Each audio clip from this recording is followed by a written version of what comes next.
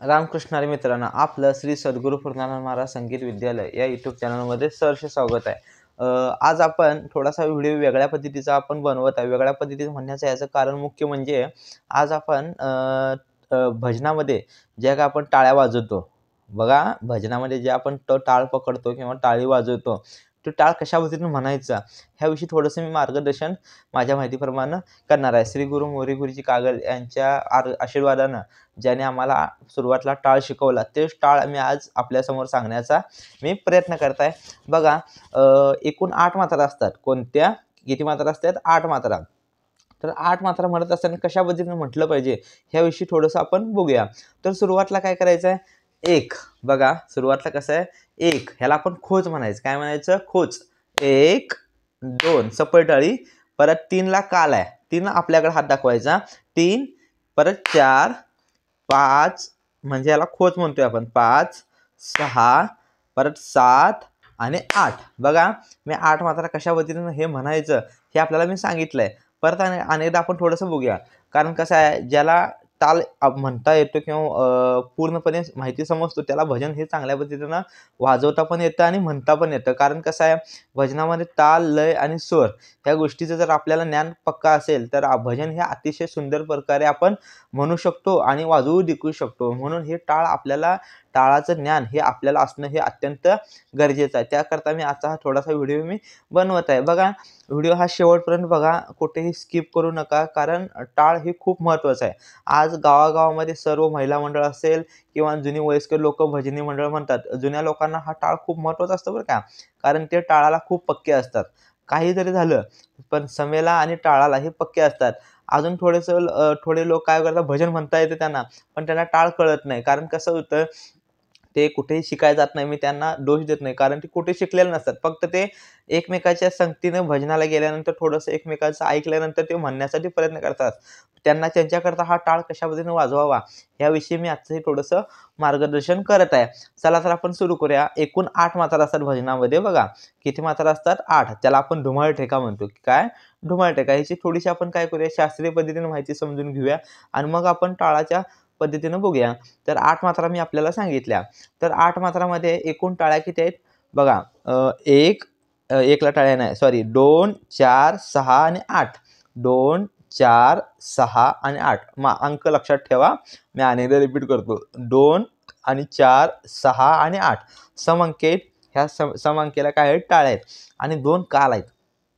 2 काय आहेत? काल. तर काल कोणत्या मात्रेवर आहे? पहिला काल आहे 3ऱ्या मात्रेवर आणि दुसरा काल आहे 7व्या मात्रेवर. बघा, आम्ही अनेकदा सांगतो, पहिला काल येतो 3ऱ्या मात्रेवर आणि दुसरा काल येतो 7व्या मात्रेवर. बघा, आता हा ताल आपण ह्यामध्ये 1 आणि 5ला काय खोच पद्धतीनं टाळे वाजवायचे आहे. काय करायचं आहे? खोच पद्धतीनं. म्हणजे कसं? बघा, टाळ म्हणत असताना आपला हा डावा हात आहे हे संपूर्ण असं सपळ ठेवायचा. आपला टाळ हा दुसऱ्यांना काय झाला पाहिजे? दिसला पाहिजे. कारण कसं होतं, गाणारा व्यक्ती, वाजवणारा व्यक्ती हा आपल्या टाळाच्या हिशोबाने वाजवत असतो. बघा, कारण कसं, आपण ज्याला टाळ वाजवला व्यवस्थित जर हे केला तर तो चांगल्या पद्धतीने वाजवू शकतो. म्हणून म्हणणारा व्यक्ती काय करतो? टाळ पद्धतीने व्यवस्थित दाखवत असतो. म्हणत असताना बघा, हा टाळ आपण डावा हात, सॉरी, हे काय करायचं, असं सप्पा आपल्यासमोर ठेवायचा आणि बघा, 1. बघा कसं करायचं. हे 1 म्हणत असताना बोटापासून फिंगर बसणार. 1. 1 झालं बरोबर. ह्याला आपण काय म्हणतो? खोच रूपाने टाळी. याला काय म्हणतो? खोच रूपाने. टाळी वाजवायची नाही, पण मात्रा द्यायची आहे. 1. बघा, नंतर दुसरी सप्पळ टाळी वाजवायची. 2ला काय? ह्याला खुल्ला टाळी म्हणायची. काय म्हणायची? खुल्ली टाळी. खुल्ली सप्पळ टाळी. सप्पळ. बघा, ह्याला काय म्हणायचं? खुल्ली सप्पळ टाळी. 2. बघा, परत 3 आपल्याकडे घ्यायचं. 3 हे काय? काल आहे. बघा, मी काय सांगितलं? 2 काल आहेत 3ऱ्या मात्रेवर आणि 7व्या मात्रेवर. 3 आपल्याकडं. परत 4, सॉरी 4ला खुल्ली आहे. ओके, 4ला काय? खुल्ली. परत 5, परत खोच. परत 6ला टाळी. परत 7ला काल. हात काय करायचा? आपल्या उजव्या बाजूला खाली घ्यायचा आहे. बघा, 7 असं खाली दाखवायचा आणि परत 8ला टाळी. मी अनेकदा आपल्याला म्हणून दाखवतो. 1 2 3 4 5 6 7 8. धीन धीन धा धा 3. तिरकीट धीन धागे तिरकीट धी.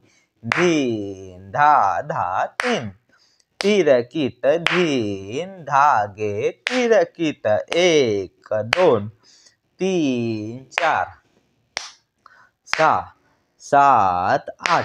बहुतांशी फडकरी कीर्तना पद्धतीमध्ये पहिली चाल ही ठाई चाल म्हटली जाते आणि त्या ठाई चालीमध्ये हे टाळ तुम्हाला येणं हे अत्यंत आवश्यक आहे आणि भजनामध्ये सुद्धा सांगतो तुम्हाला हे टाळ परफेक्ट आपल्याला आला पाहिजे. त्याकरता मी हा आजचा व्हिडिओ मी बनवत आहे. अतिशय सर्वांनी ह्याचा अभ्यास करावा असं मला वाटतं. बघा 1 2 3 4 5 6 7 8. 1 2 3 4 5 6 7 8. याला ठाई देखील म्हटलं जातं. काय म्हटलं जातं? ठाईचे बोल किंवा ठाई मात्रा. बघा आता हा ताल ठेका कशा पाहिजे ह्यावरती बस म्हणायचा बघूया आपण. धीन धीन हा धा तीन, तिरकीट धीन धागे तिरकीट धीन धीन धा धा तीन, तिरकीट धीन धागे तिरकीट धीन धीन धा धा तीन, तिरकीट धीन धागे तिरकीट धीन धीन धा धा तीन, तिरकीट धीन धागे तिरकीट धीन धीन धा धा तीन, तिरकीट धीन धागे तिरकीट. आता हा ठेका किंवा अक्षर तबल्यावरती कशी वाजवायची हे आपण बघूया. धीन धीन धीन धीन दोन्ही साईडला धीन धीन धा धा तीन, तिरकीट धीन धागे तिरकीट. हा शुद्ध प्रॉपर ठेका. ह्यामध्ये आपण बरेच लोक काय करतात, कलाकार लोक आपापल्या पद्धतीने थोडं अक्षर मिक्सिंग करण्याचा प्रयत्न करत असतात. बघा धीन धीन किट धीन धा धागे तिरकीट धीन धीन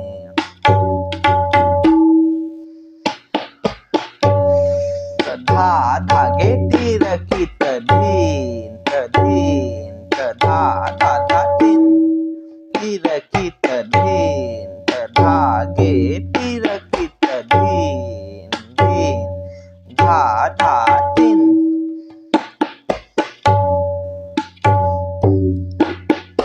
धीन धीन धा धा तीन.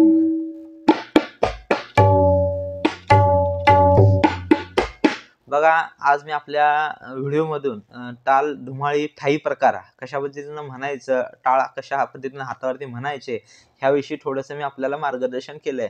जे काय ह्यातलं बरोबर असेल ते श्री गुरु पांचाळ गुरुजी असतील किंवा श्री गुरु मोरे गुरुजी असतील ह्यांच्या मार्गदर्शनाखाली जे काय त्यांच्याजवळ बसून श्रवण केलं तेच अभ्यास मी आपल्या यूट्यूबच्या माध्यमातून आपल्यापर्यंत मी पोहोचवण्याचा मी प्रयत्न करताय. जे योग्य असेल ते श्री गुरूंचं असेल. ओके. तर आजचा व्हिडिओ कसा वाटला ह्याविषयी आपलं प्रतिक्रिया मला जरूर कळवा आणि जर चॅनलवर नवीन असाल तर सबस्क्राईब करायला विसरू नका, जेणेकरून माझे व्हिडिओ आपल्यापर्यंत लवकरात लवकर हे मिळतील आणि आपल्या ज्ञानामध्ये सुद्धा भर पडेल अशी मी खात्री घेतो. रामकृष्ण हरी. धन्यवाद.